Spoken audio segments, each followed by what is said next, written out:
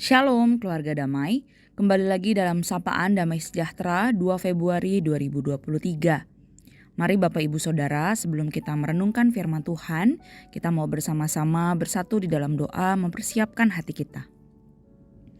Mari kita berdoa. Tuhan Yesus, terima kasih karena Tuhan begitu mengasihi kami. Kami bersyukur ya Tuhan, karena Tuhan terus memelihara kehidupan kami. Di tengah-tengah pergumulan, di tengah-tengah tantangan hidup kami yakin dan kami percaya bahwa Tuhan tidak pernah meninggalkan kami.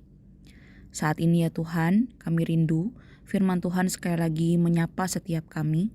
Firman Tuhan sekali lagi menguatkan setiap kami, untuk kami dapat hidup sesuai dengan apa yang Tuhan kehendaki dalam kehidupan kami.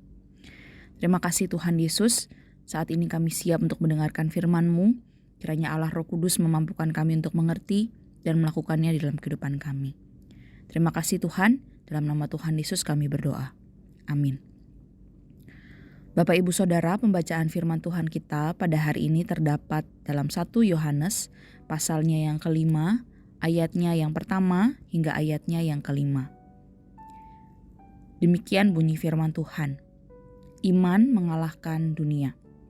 Setiap orang yang percaya bahwa Yesus adalah Kristus, lahir dari Allah.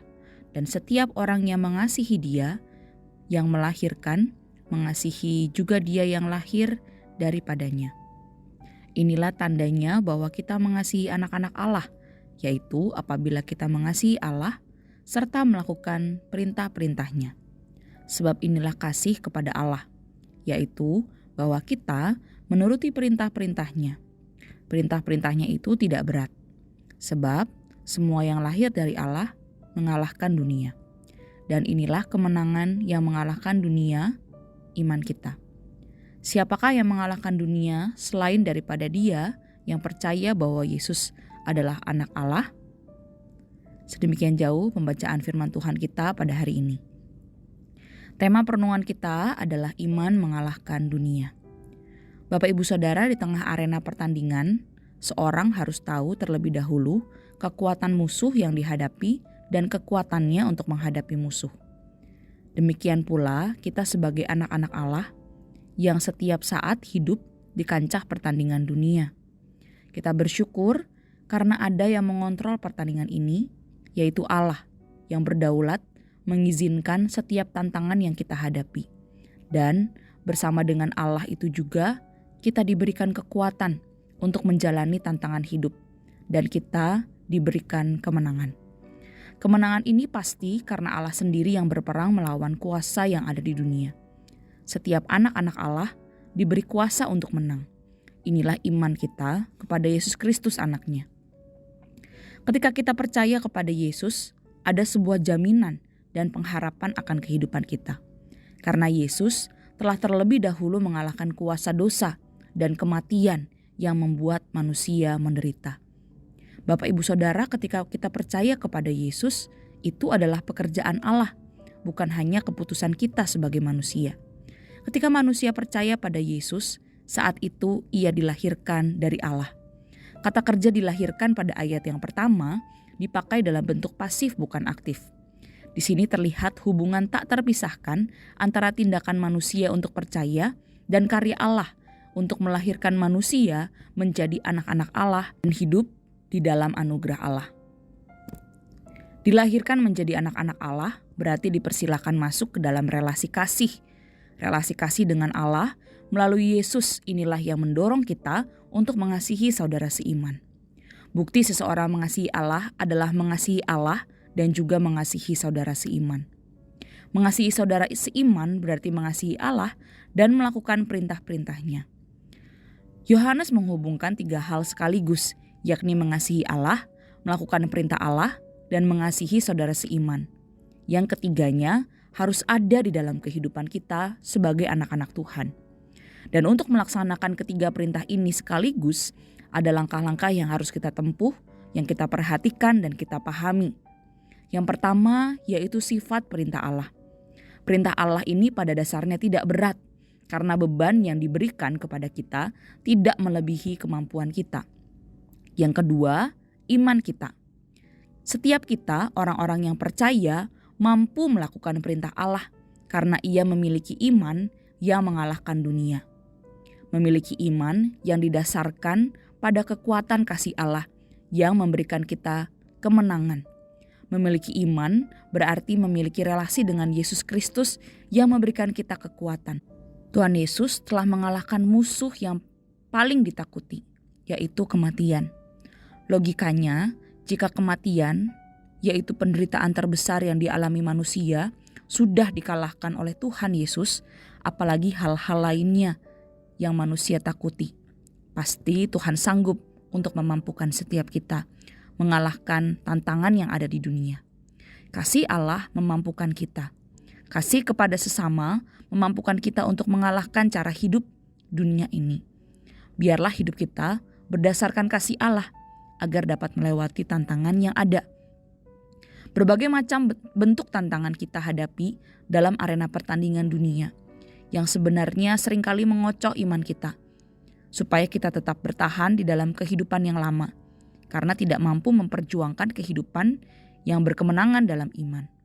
Kegagalan demi kegagalan, jatuh lagi di dalam dosa, seringkali membuat kita lelah, putus asa, dan kehilangan daya juang untuk mengambil peran sebagai pahlawan iman. Arus dunia semakin keras menentang iman kekristenan, bukan saja dari kalangan non-Kristen, tetapi justru dari kalangan sendiri. Ada begitu banyak anak-anak Tuhan yang seringkali terjatuh di dalam tantangan-tantangan iman yang mereka hadapi. Siswa Kristen yang terimbas narkoba, tawuran, pergaulan bebas, karyawan Kristen yang juga memanipulasi waktu, uang, dan jabatan. Ada banyak pedagang Kristen yang tidak jujur, suami Kristen yang tidak setia kepada keluarganya, aktivis Kristen yang menjadi batu sandungan, hamba Tuhan yang mengejar popularitas dan kesuksesan. Bapak, Ibu, Saudara, dalam bagian ini setiap kita tidak imun. Tetapi kita perlu terbuka pada kenyataan bahwa kita menghadapi tantangan yang begitu berat ketika kita berjuang sebagai anak-anak Allah di tengah-tengah dunia ini. Tetapi Bapak, Ibu, Saudara, pertanyaannya, masih sanggupkah kita bertahan dalam arus dunia yang semakin deras dan gencar?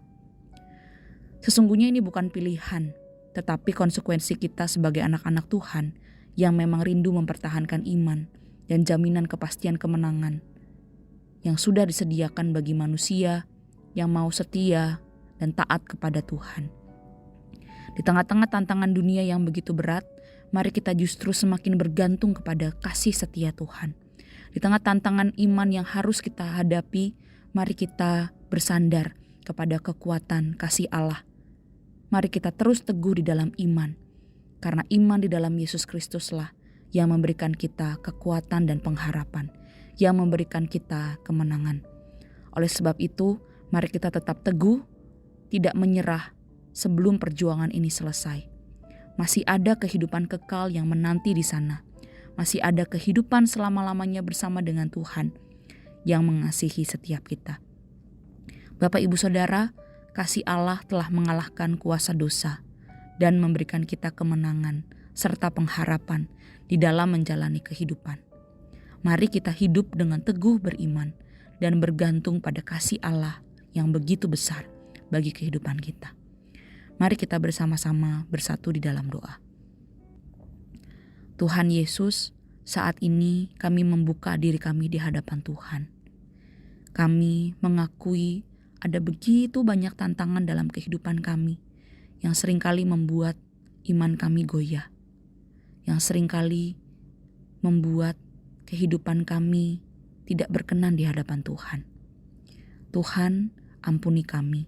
Kami terbuka di hadapan Tuhan. Kami menyadari bahwa kami lemah dan kami terbatas. Tetapi kami percaya ya Tuhan, di dalam iman kami kepada Tuhan, kami memiliki kekuatan, kami memiliki pengharapan, kami memiliki kemenangan untuk kami bisa melewati setiap tantangan dan pergumulan hidup kami. Tuhan, mampukan kami untuk bisa melewati setiap tantangan, melewati setiap pergumulan yang kami hadapi. Di dalam anugerah Tuhan, di dalam kekuatan Tuhan. Tuhan, kami mau menyerahkan segala pergumulan jemaat-Mu ke dalam tangan Tuhan. Kami percaya Engkau yang lebih mengenal Engkau yang lebih mengerti, Engkau yang sanggup untuk menolong, dan Engkaulah Allah yang sanggup untuk memberkati setiap kami sesuai dengan waktu dan kehendak Tuhan dalam kehidupan kami. Tolong kami ya Tuhan, mampukan kami untuk tetap teguh di dalam iman kami kepada Tuhan. Di dalam nama Tuhan Yesus, kami berdoa dan mengucap syukur. Amin. Selamat beraktivitas Bapak Ibu Saudara, Tuhan Yesus memberkati setiap kita.